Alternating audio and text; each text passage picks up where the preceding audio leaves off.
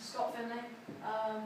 He was born on the 9th of August 1896 at Warren Farm near Chatham to Alexander and Jessie Findlay, who came from Lanarkshire in Scotland.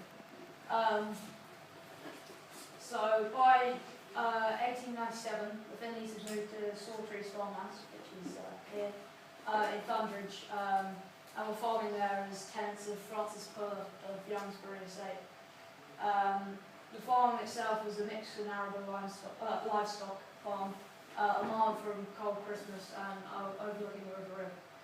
The farmhouse had no electricity or gas, and the only way to get water was through a well or a hand pump. On the 28th of November 1899, Thomas Findlay, his brother, was born, bringing up the family to 10 children: Alexander, James, William, John, George, Peter, Robert, Bessie, Scott and Thomas. But by the 1901 census, the oldest brothers, Alexander and James, had left home, and the family had a domestic servant called Lucy and a daughter called John. From 1901, at the age of 5, Scott Findlay was educated at Thundridge Elementary School, which is pictured there as it is now. He had to walk there every day, over 3 miles from home, over farm tracks with his siblings and neighbours. The school itself was, their headmaster was Mr. Eagles, who was known to the pupils as Beaky. I had just 2 classrooms, an infant and an elementary, with an age range from 2 to 14. Discipline was strict at the time, and the school punishment book shows Scott's brother had stripes of cane for talking and not paying attention.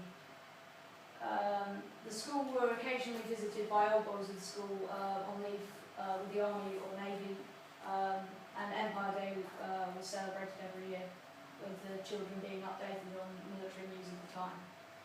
And it was during this time, in 1904, at the age of 8, that Scott's sister, Bessie, who was 9 at the time, died of TB and meningitis. And she's buried here at Thundridge Churchyard. And in the same year of her death, his brother William also left the family when he immigrated to Sydney. 2 years later, his brother John married and left Sawtrees to run his own farm. And after 4 years, his brother Peter emigrated to a farm in New South Wales. So by the 1911 census, Scott, who was 14 at the time, had reached the leaving age for elementary school and left school to work back at the farm with his brothers George and Robert, and his young brother Thomas remained at school. And on the 29th of June 1911, his father died aged 58, and he left it in his will the farm and over £9,000, which is £947,000 in today's money, to his wife, Jessie. So, from September 1911, Scott, who was 15, and Thomas, who was 12, attended Hartford Grammar School, which is now Richard Hale, as day boys, meaning they would have to travel 14 miles a day to go to school. The headmaster at the time was Kimman, who the house is now named after, and he was the first headmaster of the school that had been taken from Ware Grammar School and Hartford Grammar School combined. And they would have to take part at the school in school sports, including swimming in the river and drill exercise with the Officer Training Corps, which was there to prepare the young men for service in the war. And while he was still at the school in 1912, his brother Robert emigrated to a farm in Canada, and George, his last remaining brother at Sawtrees, was paralysed and confined to a wheelchair at the age of about 27, but I couldn't find out why. Because of this, Scott, at the age of 17, left Hartford Grammar School to again help his mum at the farm. So when the war broke out in August of 1914, Lord Kitchener called out for an army of 100,000 volunteers to fight their country. Scott immediately enlisted in the 4th Bedfordshire Hearts Militia, and despite his OTC experience, he had only turned 18 on the 9th of August 1914 and couldn't be posted to France because of this with the DAF. So instead he was posted to Dovercourt in Harwich in Essex to serve in the 10th Service Battalion, which was protecting the east coast against invasion. With Scott away from home, Thomas too had to leave the school in December of 1914 to help his mum manage the farm. On the 11th of September 1915, Scott transferred to the 6th Battalion of the Bedfordshire Regiment, and aged 19 he disembarked for France, serving almost 10 months there. On the 15th of July 1916, they took part in the attack on Poitiers, which was the defence of the Somme, and during this they lost 67 men and had 200 missing or wounded, including Scott, who had been severely wounded in the attack. So in November of 1916, they were back in action, engaging in the final phase of the Battle of the Somme, First Battle of the Somme, the Battle of the River Anchor, which is pictured here. And on the 16th of December, his brother Robert enlisted with the Canadian Expeditionary Force.